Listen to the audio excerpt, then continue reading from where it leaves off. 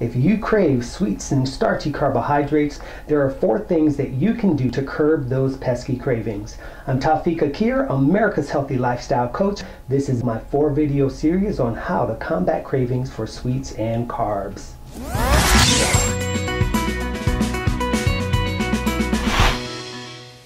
Step 1 in curbing your cravings is to simply remove the temptation. Rid the pantry and refrigerator of cakes, ice cream, white bread, and other refined processed food. If it's not there, you can't eat it.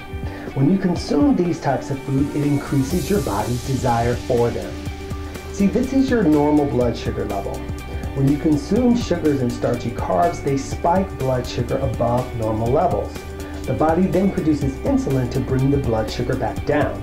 Unfortunately, it often takes it down lower than the normal blood sugar level.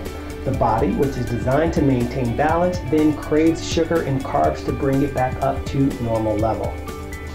Most people give in to that craving by eating a sugary or starchy food, and then the blood sugar spikes higher than normal level. Insulin kicks in again, causing that constant fluctuation that is never ending.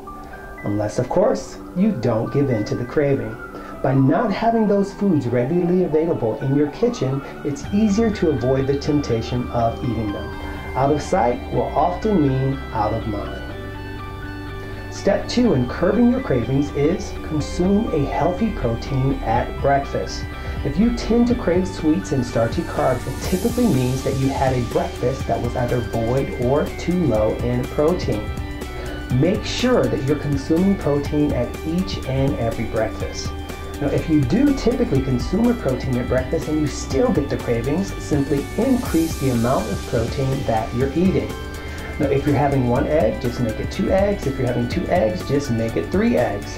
Also, make at least one of the eggs a whole egg. It's a myth that egg yolks cause high cholesterol. Eggs actually consist of something called lecithin, which is the natural antidote for cholesterol. So, just remember, if you're craving sweets or starchy carbs, most likely your breakfast was lacking an adequate amount of protein. Step 3 in curbing your cravings is to simply eat fruit. Despite what you may have heard about fruit sugar, it is not the same as refined white sugar.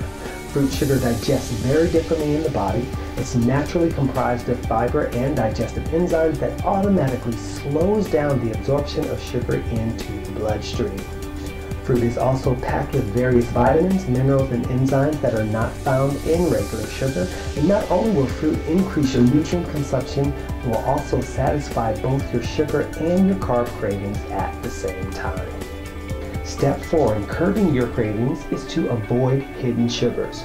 Read the food labels to make sure that there's no extra sugars added to the foods you're consuming. Now, as I stated before in video number 1, consuming sugar will cause highs and lows in your blood sugar that will increase your cravings for sugar and starchy carbohydrates. Now, what many people don't realize is that food manufacturers have found some pretty clever ways to put sugar into foods without you even knowing it. They simply use types of sugars that go by other names. Dextrose, mannitol, maltodextrin, glucose solids, barley malt, and sorbitol are just a few of the different names that sugar goes by. If you don't know what to look for, then you won't even know it's in there. So if you are doing all the things that have been outlined in previous videos and you're still craving sweets and carbohydrates, then most likely you are consuming a food that has some type of hidden sugar or a combination of hidden sugars in it. For a complete list of the many different sugars and the types of names that they go by that are slipped into the packaged foods that you eat on a daily basis, you can print out a list by clicking the link below. Thank you for trusting me to help you reshape your body, restore your health, and renew your life.